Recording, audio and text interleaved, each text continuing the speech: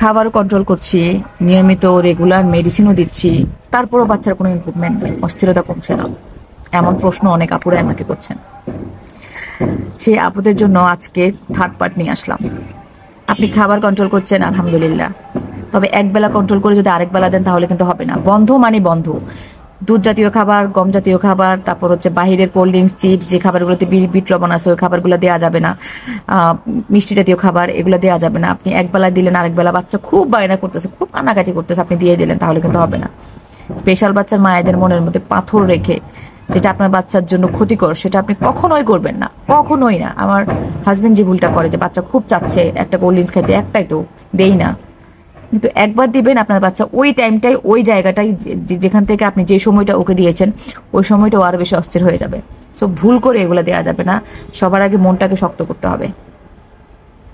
আর আর মেডিসিনের যে ব্যাপারটা, এটা যেহেতু ডক্টর যেভাবে বলছে সেভাবে আপনি কন্টিনিউ করবেন। আর অবশ্যই আগে দেখবেন যে কোন মেডিসিনে আপনার বাচ্চার উপর পজিটিভ ইফেক্ট পড়ছে, যেটা আপনি বুঝতে পারছেন যে না এটাতে আমার বাচ্চার ইমপ্রুভমেন্টের থেকে আরো ক্ষতি হচ্ছে, সো অবশ্যই সেটা স্টপ করে দিবেন। তবে আগে অবশ্যই ডক্টরের পরামর্শ নেবেন।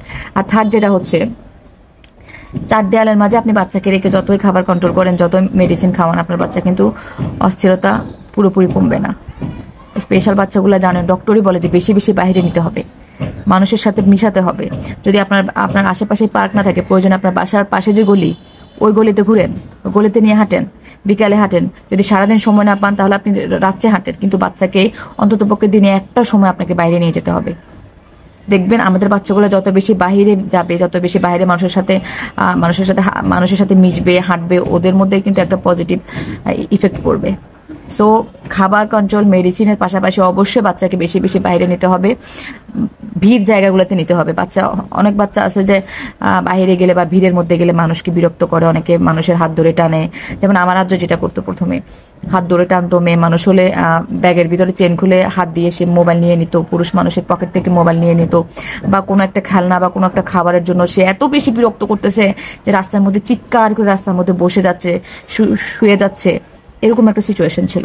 যদি আপনাদের কারো বাচ্চা এরকম করে তাহলে ওই আতঙ্কে আপনারা তাকে ঘর থেকে বের করবেন না, এই কাজটা করবেন না। যতই যাই করুক আপনাদেরকে ওই জায়গাগুলোতে বেশি বেশি নিতে হবে, ওই ভিড়ের মধ্যে বেশি বেশি নিতে হবে। কারণ আপনার বাচ্চা একটা ভিড়ের মধ্যে যদি সে একটা অড বিহেভ করে, তার মানে কি ওই মানুষগুলা, ওই শব্দটা, ওই পরিবেশ যদি সে অভ্যস্ত না, আপনাকে তো অভ্যস্ত করতে হবে। সারা জীবন কি চার দেয়ালের মধ্যে রাখবেন আপনার বাচ্চাকে? এজন্য যখন একটানা 1 সপ্তাহ, 10 দিন বা 15 দিন, 1 মাস নিয়ে যাবেন সেম জায়গাতে, দেখবেন আপনার বাচ্চার মধ্যে একটা পজিটিভ ইফেক্ট পড়বে। সে তার মাথার ভিতরে এটাই হবে যে না, আমি তো যাচ্ছি, আমি তো দেখছি, সে ইউজড হয়ে যাবে। আপনি সপ্তাহে 1 দিন নিলেন আর 1 সপ্তাহ নিলেন না, 1 সপ্তাহ পর আবার নিলেন, তাহলে বাচ্চা অবশ্যই ওই জায়গাটাতে নিজেকে মানিয়ে নিতে অবশ্যই সময় লাগবে।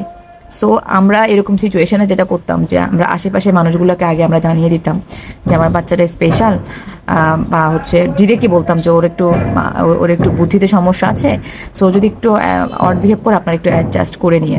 মা বাবাকে সবার আগে মানতে হবে যে আপনার বাচ্চাটা স্পেশাল। আর সেজন্য যদি সবার আগে আপনারা মা বাবারা মানতে না পারেন তাহলে কিন্তু আপনারা সমাজে আপনার বাচ্চাকে পরিচয় দিতে আপনাদের লজ্জা লাগবে। বলবো বাচ্চাটা আমার অসুস্থ, স্পেশাল, প্রতিবন্ধী, আবার কি চোখে তাকাবে? এত সময় আছে ভাই, কে কি চোখে তাকায় না তাকায় ওটা দেখার। আপনার বাচ্চা যে জায়গাটাতে আছে ওই জায়গাটা ওকে কমফোর্ট করার জন্য আপনাকে যদি নিজের মুখে স্বীকার করতে হয়, একবারে কোনো 1000 বার, কোটি বার আপনি স্বীকার করবেন। আমি যেটা করি, আমার কাছে এখন প্রাউড হয় আমার বাচ্চাটা স্পেশাল, আমি একদম গর্ববোধ করে বলি।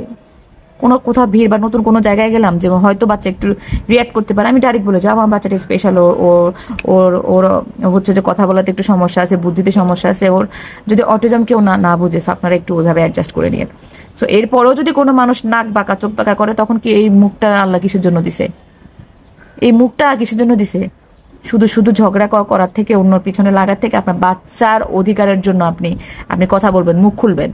দেখবেন একদিন মুখ খুলেন, 10 দিন 10 জন আরো সতর্ক হয়ে যাবে। সো থার্ড যেটা হচ্ছে, বেশি বেশি ওকে বাইরে নিতে হবে, বাইরে হাঁটতে নিতে হবে, ঘুরতে নিতে হবে, মেডিসিন আর খাওয়ানোর সাথে সাথে। সো এই 3টা ব্যাপার আপনারা কন্টিনিউয়াসলি 6 মাস 1 বছর করে দেখেন, আশা করছি পজিটিভ একটা ইফেক্ট পাবেন। সো ভিডিওটা ভালো লাগলে অবশ্যই শেয়ার করে অন্যকে দেখার সুযোগ করে দিবেন। আল্লাহ হাফেজ সবাইকে।